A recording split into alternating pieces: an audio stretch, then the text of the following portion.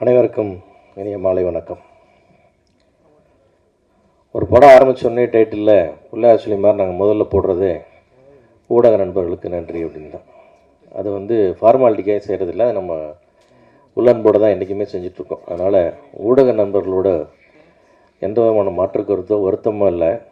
சமீபத்தில் வந்த அறிக்கையில் நிறைய விஷயங்கள் சிலரால் திரிக்கப்பட்டு, சிலரால் ஃபோர்ஸ் செய்யப்பட்டு, சிலரால் பேசப்பட்டது. அது ஒரு விளக்கமும் கொடுத்துருக்கோம். இருந்தாலும் ஊடக நண்பர்கள் இருக்கிற அந்த சபையில் அதை நான் திருப்பி ஒரு வாட்டி சொல்லிக்கணும். நான் இன்றைக்கி குட்டி பிஸ்னஸ் இல்லாமல், சேட்டலைட் பிஸ்னஸும் இல்லாமல், ஆல்மோஸ்ட் இந்தியும் கைவிட்டு போன கண்டிஷன் வந்ததுக்கப்புறம் திருப்பியும் பேக் டு ஃபார்ம் இந்த 2018 மாற தியேட்டர் நம்பி தான் சினிமா அப்படின்ற நிலைமைக்கு வந்துட்டோம். தியேட்டருக்கு ஜனங்கள் வரணும், அவங்க படம் பார்க்கணும். அப்படி பார்த்தா மட்டும்தான் இந்த இண்டஸ்ட்ரி சர்வைவ் ஆகும். இந்த இண்டஸ்ட்ரி நம்பி இருக்கிறவங்களாம் சர்வைவ் ஆவாங்க. இந்த தயாரிப்பாளர்கள் போடுற பேரோட வாழ்வாதாரம் எங்களுக்கெல்லாம் தப்பிக்கும். அதனுடைய அடிப்படையில் வாழ்க்கையை பற்றிய பயத்தால் எங்களுடைய வேண்டுகோள் தான் தவிர தியேட்டருக்கு வர வைக்கணும் ஆடியன்ஸை. காலைல 6:30 மணிக்கு ஐயோ போயிடாதீங்கன்னு கத்த ஆரம்பித்தா இப்படி தியேட்டருக்கு கொண்டு வர்றது, இப்படி மக்களை படம் பார்க்க வைக்கிறது அப்படின்றது தான். எல்லா படத்துலேயும் குறை இருக்கும், நான் இல்லைன்னு சொல்லலை. அதை கொஞ்சம் ஒரு சீராக செய்யணும். அதை கொஞ்சம் ரெகுலேட் பண்ணிக்கலாம். நமக்குள்ள ஒரு சின்ன கோஆர்டினேஷன் வச்சுக்கலாம். ஒரு நாள் 2 நாள் இல்லாமல் பண்ணலாம், அல்லது இந்த வார்த்தைகளை பயன்படுத்தலாம், இந்த வார்த்தைகளை பயன்படுத்த வேண்டாம், சின்ன கோட் ஆஃப் ஆக்ட் மாதிரி பண்ணிக்கலாம் அப்படின்ற நோக்கத்தில் தான் சில முயற்சிகளை எடுக்கிறோமே தவிர இது யாருக்கும் எதிரானதோ அப்படி கிடையாது. ஏன்னா 45 ஆண்டுகளாக நான் பழகி கொண்டிருக்கிற அத்தனை ஊடகம் இங்கே தான் இருக்கீங்க. யார் கூட என்றைக்குமே மாற்றுக்கிறது இல்லை. எந்த ஒரு ஊடகத்தோடும் நம்ம என்ன சொல்கிறது, மன வருத்தமோ சண்டையோ போட்டதே கிடையாது. அதெல்லாம் தாண்டி இந்த ஊடகவியலாளர்களோட அவங்க கருத்து பிரச்சனையே இல்லை. இந்த ஊடகம்ன்ற பேரில் ஊடுருவிய சிலரால் தான் சில பிரச்சனைகள் இருக்குது. அதை களையெடுக்க முயற்சி தான் என்பதை மீண்டும் ஒரு முறை தெளிவுபடுத்தி, நான் உங்களுக்கு என்றென்றும் உங்களோட அன்போடும் நன்றியோடும் ஒரு நட்போடும் இருப்போம் என்பதை மீண்டும் இந்த இடத்துல உங்களை எல்லாத்துக்கும் நான் உறுதிப்படுத்திட்டு இந்த நிகழ்ச்சிக்கு வரேன். இந்த படத்தோட தயாரிப்பாளர் இயக்குனர் JSK என்னுடைய வாழ்க்கையிலே விரல் விட்டு எண்ணக்கூடிய மிக நெருங்கிய நண்பர்களில் ஒருவர் என்றால் கண்டிப்பாக JSK. அவர் ஒரு நவீன ஹிட்லர். சார் வேலை செஞ்ச எல்லாத்துக்குமே தெரியும் அது எப்படி மாதிரி ஹிட்லர். ஏன்னா உன்னை நினச்சிட்டு அதை நடத்தியே ஆகணும், செஞ்சே ஆகணும், முடிச்சே ஆகணும். அதில் மாற்றமே கிடையாது. அது நிச்சயமாக முடியாது, நமக்கு தெரியாது, நான் முடிச்சிடுவார். நான் அப்போ அடிக்கடி அவருக்கு சொல்லுவேன், இந்த மாதிரி ஒரு அராஜகத்தை பெற்று வளர்த்த அம்மாவுக்கு ஒரு பெரிய அவார்டு கொடுக்கணும், அதை கட்டிட்டு வாழ்ந்த மனைவிக்கு மிகப்பெரிய ஒரு அவார்டு கொடுக்கணும். ஏன்னா இவ்வளோ தாங்கியிருக்காங்க. நமக்கு அப்பப்போ பார்க்கும்போதே டென்ஷன் ஆகுது. ஒரு விஷயத்தையும் சொன்னால் அதை செஞ்சு ஒரே ஆட்டம், இதை பண்ணி ஆகணும், பண்ணி ஆயிடணும். டைரக்ட் பண்ணணும்னு ஆரம்பித்தா டைரக்ட் பண்ணிடணும். அது இப்படி தான் பண்ணணும், அப்படி தான் பண்ணணும். ஆனால் இல்லை, எல்லாத்துலேயுமே ஒரு அடிப்படையில் ஒரு அன்பு இருக்கும். ஆனால் திட்டமிடுதல் பிரமாதமாக இருக்கும், துணிச்சல் இருக்கும் பயங்கரமாக. நீங்கள் ட்ரம்ப் முன்னாடி போய்ட்டு வச்சுட்டு கால்மலை கால் போட்டு ஜாலியாக பேசிட்டு இருப்பார். அந்த மாதிரி ஒரு ஒரு மிகப்பெரிய தன்னம்பிக்கை அவர். ஆக்சுவலாக எது வேணாலும் தைரியமாக சொல்கிறது, தைரியமாக அப்ரோச் பண்ணுறது. நீங்கள் யார்கிட்ட ஃபோன் பண்ணி சொன்னீங்கனாலும் ஃபோன் பண்ணி எடுத்து டேராக பேசி இந்த ஃபோன்லேயே வேலையை முடிக்கக்கூடிய திறமை, இந்த மாதிரி பல்முகம் கொண்ட திறமைகள்லாம் கொண்ட ஒரு அற்புதமான ஒரு நண்பர் அவர். அந்த அராஜகத்துக்குள்ளே ஒரு பெரிய ஆளுமை இருக்கும், அன்பு இருக்கும். அப்பேற்பட்ட ஒரு எடுத்தவர் தான் இந்த படம். என்னன்னு கேட்டிங்கன்னா, நான் அந்த படத்தை ஒரு நண்பராக நான் அந்த படத்தை அவரை நான் அட்மையர் பண்ணவே இல்லை, ஒரு தயாரிப்பாளர் அட்மையர் பண்ணுறேன். அப்படி ஒரு பிளானிங், சொன்ன பிளான், சொன்ன டேஸு, சொன்ன பட்ஜெட். எனக்கு இப்போ கூட இங்கே பேசும்போது தான் தெரியுது அந்த சாங் 1 நைட்டில் எடுத்தாங்க அப்படின்னு சொல்லிட்டு. ஏன்னா மேலே அவ்வளோ நல்லா இருந்தது song. Well composed master WhatsApp. அந்த ஒரு நாளில் ரொம்ப பியூட்டிஃபுல்லாக பண்ணிருக்கேன். அவ்வளோ ஷார்ட்ஸு, ஃப்ரேமிங், மூவ்மெண்ட் எல்லாமே நல்லா இருந்தது. அந்த மாதிரி அவரோட எக்ஸிக்யூஷன் அந்த மாதிரி இருக்கும். எல்லாமே லொக்கேஷன் பார்த்து நான் 2 நாள் நடிக்க போனேன். ஷார்ட் அவ்வளோதான், வந்தால் டேக் முடிச்சு போயிட்டு இருங்க. ஸோ அந்த எண்டு ஃப்ரேமில் திரும்பி பரவாயில்ல நான் கட் பண்ணிக்கிறேன். அந்த மாதிரி எல்லாமே பிளானிங். ஒரு முதல் படம் பண்ணுற டேரக்டருக்கான எந்த விதமான ஒரு சின்ன சங்கோஜமோ சந்தேகமோ எல்லாத்தையும் டிஸ்கஸ் பண்ணி எடுக்கிற மாதிரியெல்லாம் எல்லாமே மைண்டில் வச்சுட்டு பிரமாதமாக ஒர்க் பண்ணார். அந்த வகையில் நான் படம் பார்க்கும் போதும் அது தெரிஞ்சுது.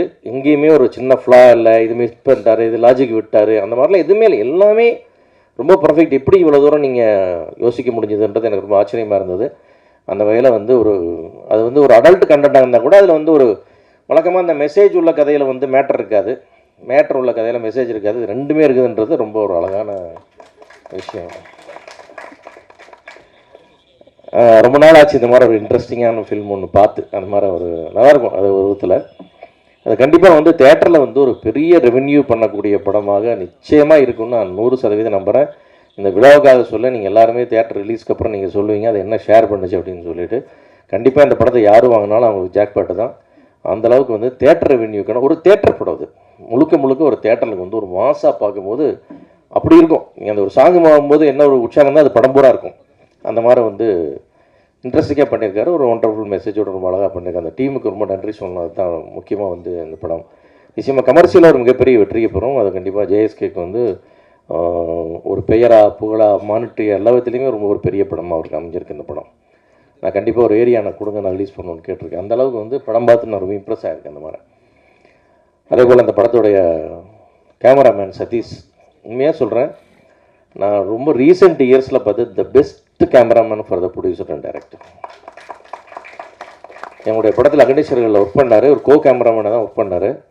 ஆனால் கூட ஒரு அந்த மாதிரிலாம் எடுத்துக்காமல் நான் தான் கேமராமேன்ற மாதிரியே அந்த படம் பூரா வேலை செஞ்சேன். இத்தனைக்கு -டிகிரிஸில் ஒர்க் பண்ணோம், எங்கெங்கேயும் லைட் இல்லாமல் ஒர்க் பண்ணோம், ரொம்ப கடுமலையில் வேலை செஞ்சோம். எல்லாமே வந்து அப்படி ஒரு பவர், அந்த மாதிரி ஒரு ஹேண்ட்லிங் பண்ணுற ஆள், அந்த மாதிரி ஒரு ஒர்க் பண்ண அந்த ஸ்பீடு, அவர் கொடுத்த குவாலிட்டி எல்லாமே வந்து அமேசிங். அது இந்த படம் நான் பார்த்தேன்.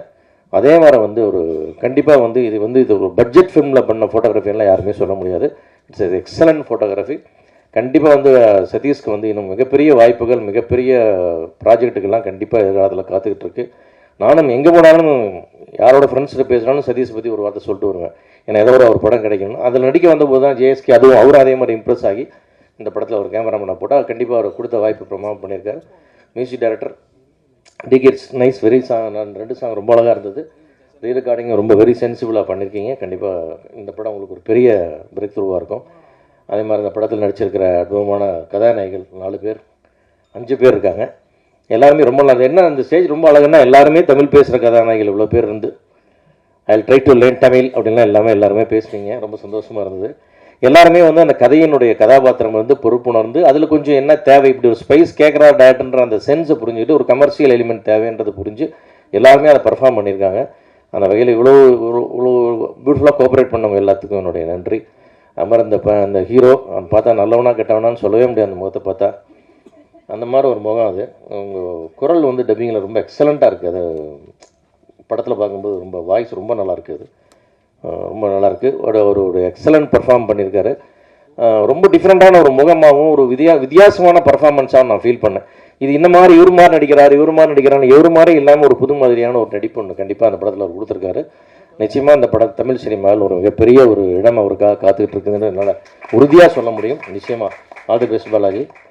அந்த மாதிரி வந்து இந்த படத்தோட எடிட்டர் பியூட்டிஃபுல்லாக இந்த படத்துக்கு வந்து எப்படி இருக்கணுமோ அந்த கட்டிங் என்ன கிறிஸ்பாக இருக்கணுமோ அதை பர்ஃபெக்டாக கொடுத்துருக்கீங்க நீங்கள். ஏன்னா இத்தினோண்டு லேகோட அந்த படத்துக்கு எடுத்துரும். அது இல்லாமல் நீங்கள் ரொம்ப அழகாக பண்ணியிருக்கீங்க. அதே மாதிரி Jeeva wonderful co director, writer, everything. படமே அவருதுன்ற மாதிரி எழுத்து போட்டு வேலை செஞ்சார். அவருக்கு ஒரு அருமையான நம்முடைய பாடல் ஆசிரியர்கள் எல்லாருமே, ஆர்ட் டைரக்டர் எல்லாருமே வந்து ரொம்ப அழகாக பண்ணாங்க. இந்த ஒரு நல்ல டீம் அமைஞ்சது ஜேஎஸ்கேக்கு. அவரும் அப்படியே அழகாக எல்லாத்தையும் கொண்டு போனார். ஒரு பட்ஜெட்டில் பண்ண படம் ஒரு மாபெரும் வெற்றி அப்படின்றதுக்கு இந்த வருஷத்துக்கான ஒரு உதாரணமாக இந்த படம் நிச்சயமாக இருக்கும் என்று கூறி அனைவருக்கும் வாழ்த்து கூறி விடைபெறுகிறேன். நன்றி.